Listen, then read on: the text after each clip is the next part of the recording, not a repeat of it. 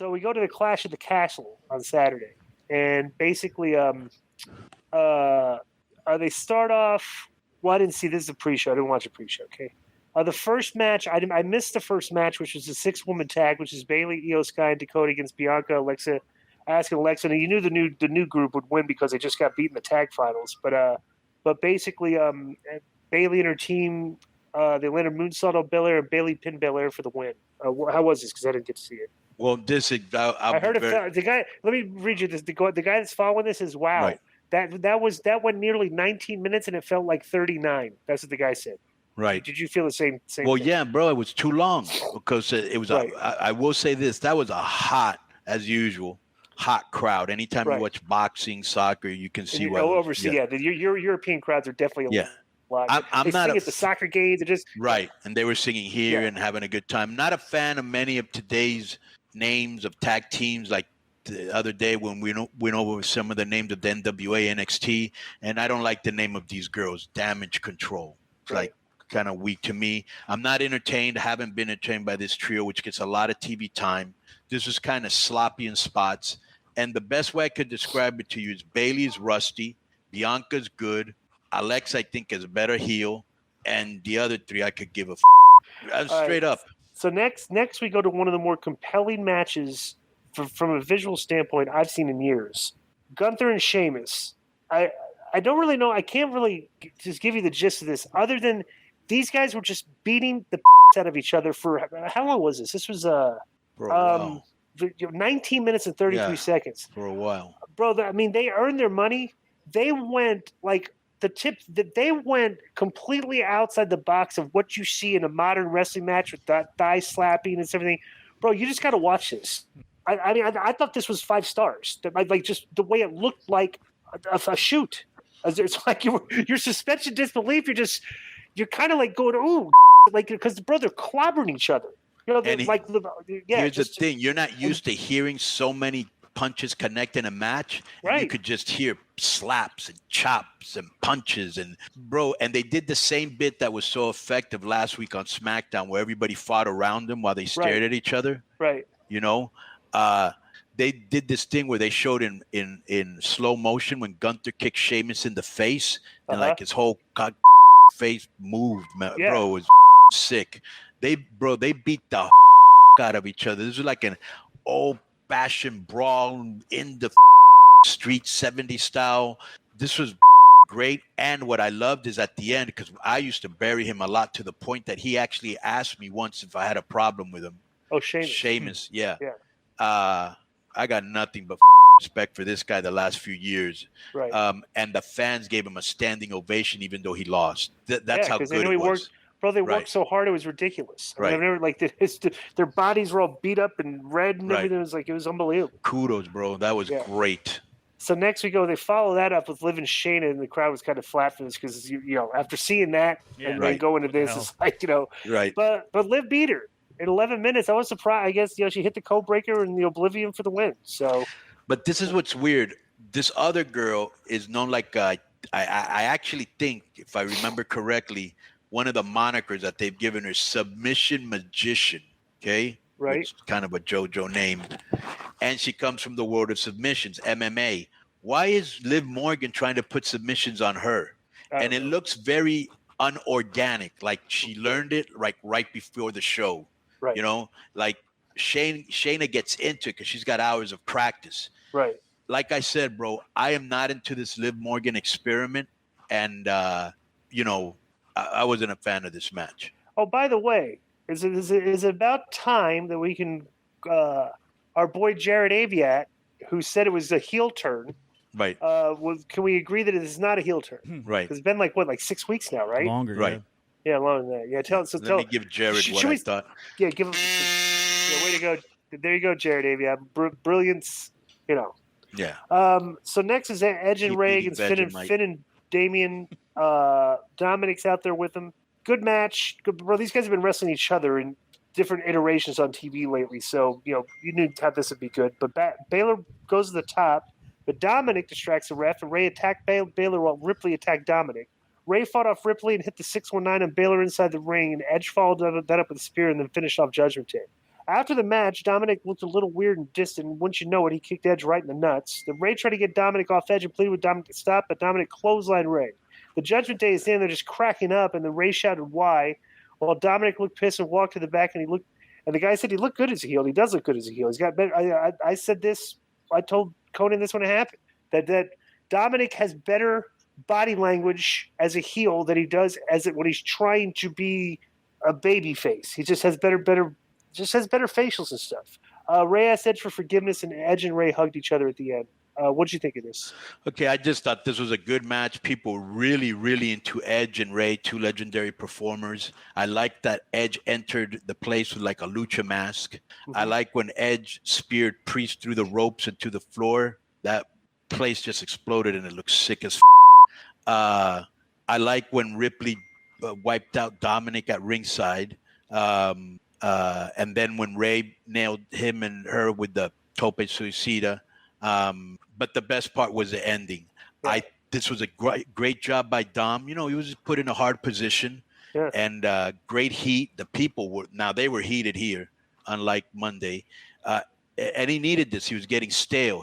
And this adds another dimension to his arsenal. Right. He really came off as a prick. And when he took off his shirt, I'm sorry, my godson, but you need to work on that baby fat. But other than that, good. Right. So next was Seth and Riddle, and to be honest with you, so the buildup of this was great, but Seth came out, in kind of like a really cartoonish looking outfit. Which I love that red devil Elton John red outfit, and I'd like to see Joe in that. Honestly, the way they sold this match, if I were him, I would have come out with my fist taped and stuff. Like, right, bro. I'm going to read something. I'm going to read. Let me read something to you before you start. I didn't know this, but I actually read this today, and I said, let me save this. I didn't know that there was real heat between these two guys. Okay? So listen to this. This is Rollins talking to Ariel Helwani. As long as I've known the guy, I've never really liked his attitude. I've never really liked the way he goes about his business. A lot of the ways he sort of disrespected guys way above his pay grade when he was down at NXT, the Booker T's, the Goldbergs, the Brock Lesnar's. I'm just like, dude, pay your dues, work your way up. You're so good. He's so ultra talented in the ring, just like he was in the octagon. That's never been his issue. His issue is his head, getting himself mentally where he needs to be able to consistently perform. He's trying to talk his way to the top, which I respect in some ways. At the same time, you're going to get there. Just work your way up the right way. Then he added this. The two-time WWE champion added his problem with Riddle started to boil over during a backstage incident involving his wife, fellow WWE star Becky Lynch, and the former UFC fighter's ex-wife, Lisa Rennie. Yeah. I don't know who the that even is. Who's that? It's Riddle's ex-wife. Okay. And it says, it really kicked off. There was an incident with his now ex-wife where he was taking her side as she was better or worse body shaming. That's the only way I can put it. My wife and some of the other girls in the locker room, completely unprovoked. I understand as a husband you have to take your wife's side, but you can also zip your trap sometimes. I felt like him taking her side. I was like, you got to shut up. Essentially, the guy opens his mouth when he shouldn't and says things when he shouldn't, and it gets him in some hot water. I don't like the way he conducts himself. So there's some heat there already. Which is why if they would have done the type of like match that Sheamus and Gunther did, it would have been like perfect, Right. But they did they worked. But I will say, but Riddle did work angry. That's right. He did, sure. and it was a little clumsy in spots and didn't look everything smooth and stuff, which is good for this. But basically, near the end, Rollins said Riddle's a loser, and that's why his wife left him while he's selling. And Riddle fired up as a result, but Rollins cut Riddle off with a kick to the face, set up for the draping DDT, a la the Randy Orton, and he hit it. He's doing a lot of Randy Orton moves, Rollins was. So Rollins led the crowd another rendition of his theme song before imitating Orton. Riddle grabbed Rollins and pounded him in the back of the head with forearms, and Riddle slammed Rollins' head on the commentary. Riddle tried to hit Rollins with a chair, but Rollins moved and ran into the ring, and when Riddle fouled, he hit him with a stomp, and then he went to the second rope and did a curb stomp from the second rope and got the win 1-2-3. This was but based on that, like what you just told me, I think the right guy went over in this match. This is kind of like a humbling of the veteran and that's the exactly young what guy. I think is happening. Yeah, right. He had a big mouth, and they were like, "Okay, when you get to the top, you're going to pay for this." That's how they check you. Right. And it's a good storyline because your buddy Randy's not around to help you. You're all on your own, so you should be doing the jobs. Right, and you're losing to the hottest heel in the company. I thought it was great, bro, when the people were chanting his song. I don't really like them to do that for a heel, but who would have thought that 2 years ago when he was so in England too, though, so they'll cheer, they'll sing along with anybody's stuff. Yeah, but they sing his songs in America too. Right. And I just think all that tells me is when he turns baby, he's going to be mega over. Okay. This was really good. Had a lot of good heat. The people were with it the whole match. And it wasn't as physical as Sheamus, but it was way more physical than most matches. Riddle fought really angry. Like, he really was angry. That was great. And I like when when Riddle hit him with a suicide thing into the announce table and he powerbombed him into the guardrail. That looked really good. This was really good. This was very good. Yeah. So Roman and Drew went 30 minutes. Excellent match. Didn't feel like 30 minutes because it was like they would build up to some really good false finishes, right? And they weren't like killer move. They were just like the signature move, boom, boom, and they hit some and everything. But basically, near the end, both guys exchange punches on their knees. They get to their feet, and the speed of their punches kicked into gear, so they're going back and forth doing the 1-2. Then Reigns landed a Superman punch. McIntyre came back with a spear. McIntyre led the crowd in the countdown and hit the Claymore, but right as the ref was counting to 3, Solo what's his name? Sikoa? Yeah. Yeah, Solo Sikoa broke it up and pulled the referee out of the ring. So Drew's standing there, like, what the hell happened? He turns around and Roman's hits a spear on him, and 1, 2, 3. And but during this, by the way, Austin Theory tried to cash in the Money in the Bank thing. And Tyson Fury is right in front of Tyson Fury, and Tyson Fury came up there and seen him, punched him right in the head. Look good. And he sold it like he was knocked out, like he was like the paralyzed. It did look good because he sold that was it great. A correct usage of a celebrity.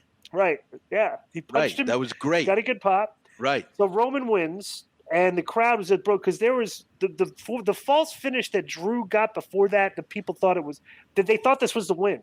When he got yanked out of the ring, it was built like the roof would have been an unbelievable pop if the roof would have blown off on that thing.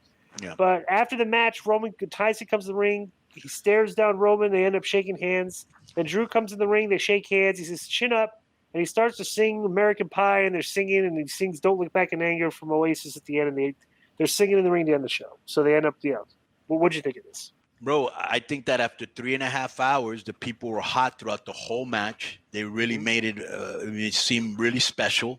Right. When this guy came out, what's this guy's name? Drew. The pop he got was incredible. I love the correct usage of celebrity. And like AEW, if you remember, like when they had like Jermaine Dupri there and he just walked to the ring, did nothing, or he could have invited Jade Cargill to do a video, or you know what I'm saying? Like this was great the way they did it, and it tied into the storyline. And they'd been showing him and Drew, doing promotion together. So there's, it was very well done. I like the fact that Cross and Scarlett were at ringside. I like Roman talking trash to Drew. That makes it seem, more real. You kind of knew somebody was going to come in because there's no way you were going to beat this guy clean. And there was no way I thought Romans were going to – I thought maybe it was time for Roman to lose, but I also think Drew ain't going to outsell him in merchandise, and Drew isn't as big a star as Roman is, but you're never going to make a big star if nobody beats Roman, Right.